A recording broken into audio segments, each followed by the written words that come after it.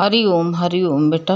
देखिए, आपने जो है आपके पिताजी की तबीयत नहीं ठीक है, सीरियस हैं, कोई बात नहीं है। तो सबसे बड़ा काम जो है, कहते हैं हर ज़िंदगी में जो किया तो किया, लेकिन अब तुम उनको भगवान की स्मरण कराओ। तुम कहते हो कि हम कौन से अध्याय का अध्ययन करके पानी पिलाएं, तो पानी पिलाने से क्या होगा?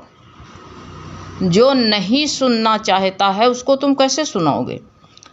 आखिरी समय में उनकी पीड़ा जानते हो। गीता का ज्ञान, गीता उनके पास पढ़ो, और गीता पढ़ने से कलेश कटते हैं।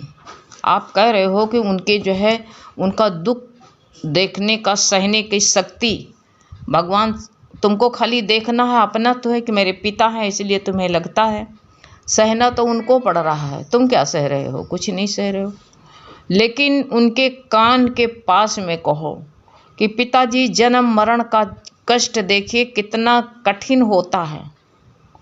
जब शरीर में ताकत थी तब तो जो है नहीं महसूस हुआ, ना जन्म का महसूस हुआ ना मरण का। लेकिन अब जो है देखिए, जब शरीर में शक्ति नहीं है, क्योंकि मानुष जिंदगी में तो भगवान की तरफ चलता ही नहीं है। लेकिन तुम ज्ञान सुना ही नहीं, कभी जीवन में लगाया नहीं, इसका महत्व ही नहीं समझा। कोई बात नहीं, अब तुम, उसे भी कहा है पिता तरे पुत्र के धर्म में, तुम पुत्र पुत्री कोई भी हो तो तुम जो है अपने पिता को तारने की कोशिश करो। वहाँ का वायुमंडल जिस तरह शुद्ध करो कि यमराज के वहाँ पर जो है प्रवेश न हो पाए, यम ना आने पाए। जहाँ पर गीता भागवत होती है वहाँ पर जो है यम नहीं आ सकता। जहाँ भगवान के नाम का उच्चारण होता है वहाँ पर जो है यम नहीं जा सकते हैं। भगवान की आज्ञा है कि वहाँ पर यम नहीं आ सकते हैं। भगवान के पार्षद आ सकते हैं, लेकिन यम का प्रवेश वहाँ पर नहीं हो सकता है। इसलिए वहाँ का वायुमंडल मतलब हवा, अपने जहाँ रहते हैं उस कमरे में हवा शुद्ध करो, भगवत भाव वाली वायुमंडल कर दो वहाँ पर। इतना तुम काम करो। और जो है 12वें उनके उद्धार के लिए, इसमें तो 8वें अध्याय में दिया है, इसमें कहा है ये 4 से 5, 5-6 तक पढ़ना, 4, 5, 6 और भी 7, 8 तक पढ़ लेना है। देखो हम पढ़ के बता रहे हैं आपको। और जो कहा है कि जो पुरुष अंत काल में मेरे को ही स्मरण करता हुआ शरीर को त्याग कर जाता है, वह मेरे साक्षात स्वरूप को प्राप्त होता है। इसमें कुछ भी संशय नहीं है। गारंटी 5वां श्लोक है। कह रहे हैं जो तुम वो तो पढ़कर मान लो उसको तो याद है नहीं, पीड़ा है शरीर में, तुम ही बता रहे हो कि पीड़ा है, उनको दर्द है, दर्द में उनको नहीं याद आ रहा है, नहीं भगवत स्मरण हो रहा है। तुम याद दिलाओ और हो ये भी कर दो। मान लो तुम वहाँ का वायुमंडल शुद्ध करो, गीता पढ़ो, और जो है वो अगर होश में हो तो उनको समझाओ कि देखो इसमें भगवान की, देखिए भगवान का ही नाम यही श्लोक 5वां और 6ठा और 7वां 3 श्लोक उनको पढ़ करके गीता को उनके कान पर, अगर होश में हो तो सुनाना, और नहीं होश में है तो वहाँ तुम गीता पढ़ते रहना। और पढ़ करके तुम जो है उनको पुण्य अर्पण करो। पानी भी रख लेना वहाँ पर लोटा में, तुलसी का पत्ता उसी में डाल लेना, और डाल करके गीता तुम पढ़ करके उनको अर्पण करो कि भगवान इस यज्ञ का पुण्य हम इनको दे रहे हैं, इनकी सतगति हो भगवान, इनका भगवान उद्धार हो। तो ऐसे जो है कि ये बता रहे हैं कि ये शर्त बता रहे हैं भगवान की, ये कि जो 5वें श्लोक 8वें अध्याय का 5वां श्लोक है कि जो मेरा स्मरण करता हुआ अंत काल में मेरे को स्मरण करता हुआ, पिता को सुनाओ कि पिताजी ये अंत काल में देखिए किसका, और ये भी हो सकता है किसी देवी देवता को, और भगवान का सब कुछ याद आता था, लेकिन भगवान का भगवान नहीं याद आता है, तुम ये सोच लेना, क्योंकि भगवान का जो है नाम बड़ा पवित्र है। हम लोग सोचे कि कूड़ा करकट में भगवान का नाम डाल लें, पहले ज़िंदगी भर कूड़ा करकट भरते रहें और फिर आखिरी समय में भगवान का स्मरण करें, ऐसा नहीं। लेकिन तुम भगवान में लगे। वैसे भी कहा गया कुल में कोई एक जो है भगवत भाव में भगवान के गुरु के शरण हो जाता है तो वो जो है अपने कुल को तार देता है।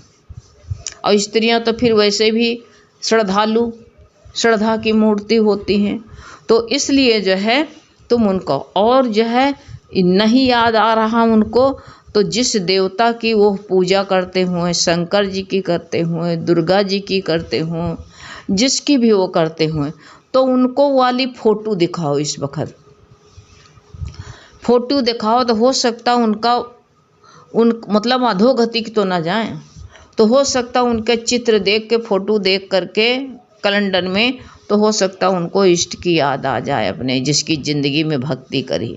लेकिन तुम इतना काम करो कि जो है वहाँ पर यम का वास न होने पाए।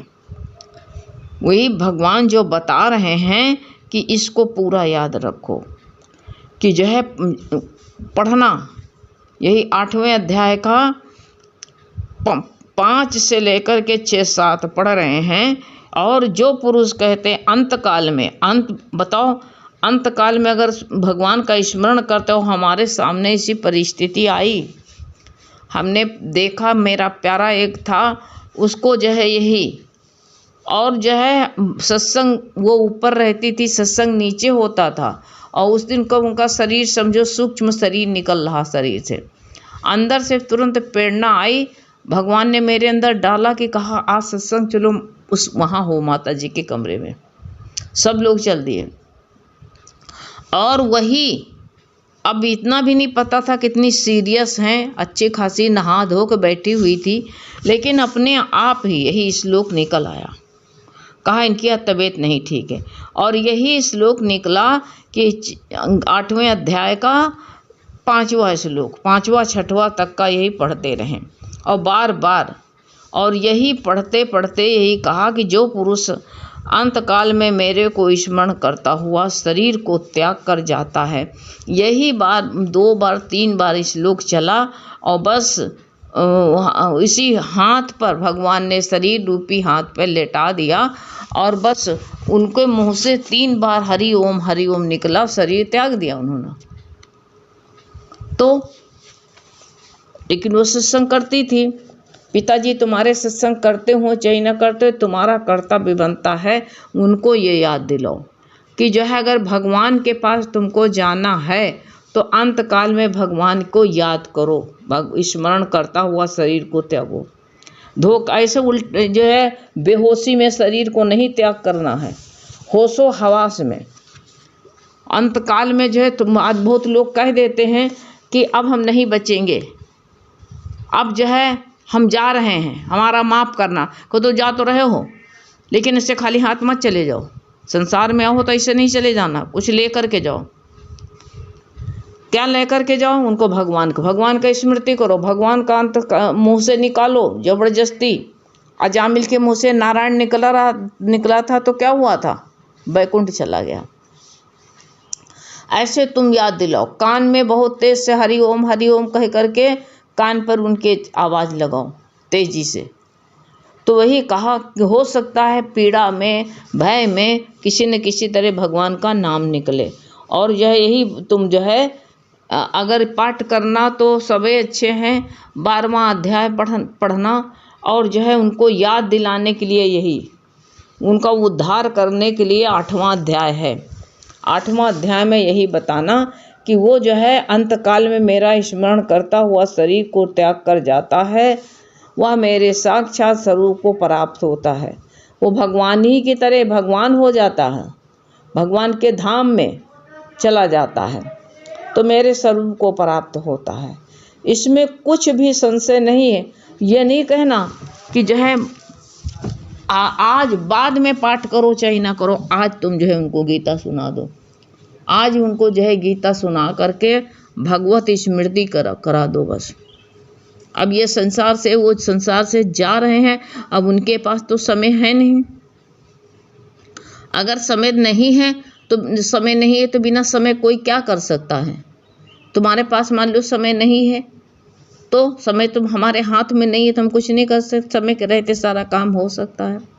इसलिए समय नहीं है तो तुम इतना करो कि उनका जो है उद्धार करो। सबसे बड़ा काम होता है कि जीव भगवान से बिछड़ा है और कोई उसको भगवान की याद दिला दे। वो काम तुम करो ना। भगवत स्मृति, उनका शरीर मान लो नहीं काम कर रहा है तो अंतकाल है उनका, तो उनका भगवत स्मरण करवाओ, भगवान की याद दिलाओ। और जो याद करते हुए भगवान को कह दो सब अपने प्रायश्चित, अपने गुनाह को, कि भगवान जिंदगी में जो अच्छा किया जो बुरा किया है नाथ, उनके सब हमें क्षमा याचना कराइए।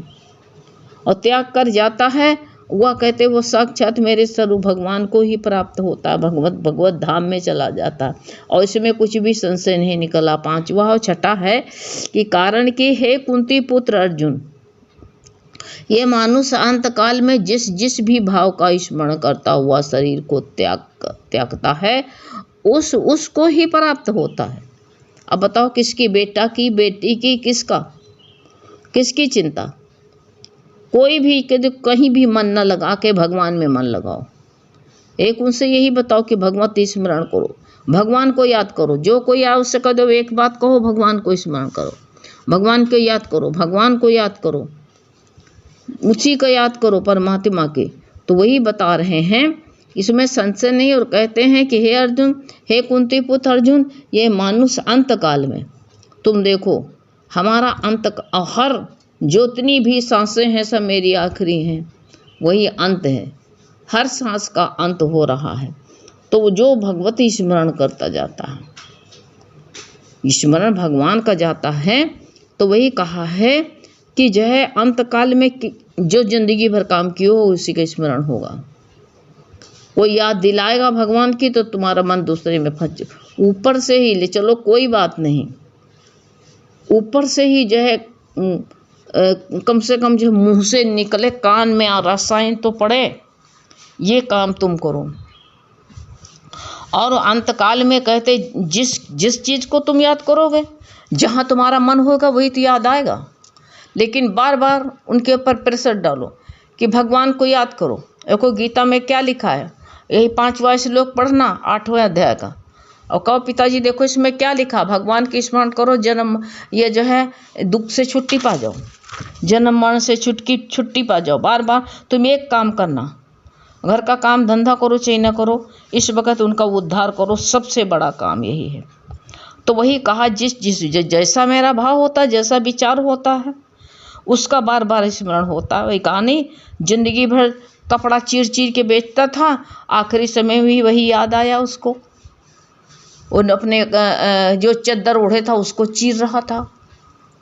पत्नी ने कहा ये क्या कर रहे हो, तो कहा अरे बेवकूफ़ कहीं की, बड़ी मुश्किल में एक ग्राहक आया था, वो भी भगा दिया। क्यों कि जिंदगी भर वही काम किया था भगवान के लिए, उसके बाद टाइम नहीं था भगवान का नाम लेने के। तो आखिरी समय में जो है वही कपड़ा वाला कूड़ा भरे था, तो आखिरी समय में भगवान का याद कहाँ से आ पाएगा बताओ, नहीं आएगा ना याद। इसलिए बताया गया है कि जो है ये जिस भाव का स्मरण, जो मन में भाव होता है वो उसी भाव को लेके शरीर त्यागता है, और उसको ही वैसे ही उसकी जो है गति होती, वैसे प्राप्ति होती, उसी को प्राप्त होता, वही चला जाता है। वो जहाँ की टिकट लोगे वहीं तो जाओगे, ट्रेन पर कहाँ की टिकट लेकर के बैठे हो। ऐसे ये मानुष को जो है यहाँ से जा रहा संसार से डेरा कूच करके, तो भगवान के लिए भगवान को याद करो, वहीं चले जाओ ना। जब एक कहते हैं जितनी कीमत में, जितने समय में कुत्ते की योनि प्राप्त कर सकते हैं, वो तेह समय वो ती कीमत में भगवान को भी हम प्राप्त कर सकते हैं। सोच लो, अगर हमारा चित्त भगवान की तरफ चला गया तो सीधे चले जाएंगे वैकुंठ धाम को, कोई पल्ला पकड़े वाला नहीं है। और अगर जो है हम इधर उधर मेरा मन जाता है तो उधर उधर चला जाएगा, तो उसको त्यागता उसी को प्राप्त होता, उधर ही चला जाता है, उधर बही जाता है, पानी जिधर ढाल पाता उधर चला जाता है। परंतु सदा है उसी भाव का चिंतन करता हुआ, क्योंकि सदा जिस भाव का चिंतन करता है अंतकाल में भी परा उसी का है। स्मरण होता है, वही याद आता है। पैसे में मन होगा तो पैसा याद आएगा। परिवार में मैं मेरे में ज़्यादा ये भी मोह कहे, अरे हम नहीं रहेंगे तो तुम क्या करोगे बिटिया, हम नहीं रहेंगे घर में क्या होगा, तुम नहीं रहोगे सूरज नहीं निकलेगा, तुम नहीं रहोगे तो क्या, ऐसे कड़ी वचन बोलना। कहेंगे हम नहीं रहेंगे तो क्या हुआ, कहते तुम नहीं रहोगे क्या सूरज नहीं निकलेगा। तुम अपने परमात्मा से दुनिया का झंझट छोड़ के भगवान से मिलो, इतने कठोर बन करके उनको ऐसे वैराग्य दिलाओ। इस वक्त सबसे बड़ा काम यही है। तो अंतकाल में पराः उसी को प्राप्त होता है, जहाँ जहाँ मन होता वहीं। इसलिए हे अर्जुन, तू सब समय में निरंतर, भगवान ने क्या कहा बताओ, मेरा स्मरण कर और युद्ध भी कर। मतलब जो संघर्ष शरीर में इस वक्त जो युद्ध हो रहा है उसको, अब जानते हो भगवान का स्मरण जो अंदर जो है, अंदर जो भगवान से अटैच हो जाता है इंसान, भगवान में खो जाता तो शरीर की पीड़ा कम हो जाती है। लेकिन खोए तब ना, भगवान में लगे तब ना। तो वही कहा है कि युद्ध भी कहा, इस प्रकार मेरे अर्पण किए हुए मन बुद्धि से युक्त हुआ, निस्संदेह तू मेरे को प्राप्त होगा। मन भी भगवान को अर्पण करो। वो कहेंगे कि हमारा मन इधर उधर जाता है, लेकिन तुम कह दो नहीं, मन जो है इधर उधर जाने की आवश्यकता नहीं है। इस वक्त तुम भगवान का, तुम्हारा सबसे बड़ा काम भगवान की याद करना। कह दो सब तो तुम हार के जा रहे हो, आखिरी समय में जो जीवन भी हार दिया, हार गए हो, संसार में दुनिया के धंधों में पड़े रहे, सबके लिए समय निकाला, अपने लिए नहीं निकाला। इसलिए इस वक्त तुम अपने लिए समय निकालो। कहीं कुछ नहीं छूटता, तुम चले जाओगे तो कहोगे क्या होगा, होगा सब अच्छा होगा, जो नहीं रहा तो क्या कुछ बिगड़ गया है। ऐसे उनको भगवान की याद दिलाओ बस, और कुछ करने की आवश्यकता नहीं है। और जो है यही 8वां अध्याय पढ़ो, और जल भी रख लेना, जल उनके पिलाना, मुंह में जल डालना। लेकिन तुम जहाँ तक हो सके वहाँ का, जहाँ पर वो लेटे हुए हैं वहाँ पर वायुमंडल शुद्ध करो, वहाँ की हवा शुद्ध करो, वहाँ भगवत उच्चारण करो कि वहाँ का जो है वातावरण जो है शुद्ध रहे। शरीर त्यागे तो भगवत भाव में त्यागे। बार बार चिल्ला के कान में कहो, वहाँ का जो है पानी छिड़को, जो गीता पढ़ते हो वहाँ का पानी छिड़क दो, वही गीता का इनके मुंह में डालो, सब कमरे भरे में छिड़को कि उसका शुद्धता वहाँ पर रहे। और फिर बताना, देखो वो अपना उद्धार करके जाएंगे। हाँ ठीक है बेटा, तुम वो भगवान उद्धार करो। हरि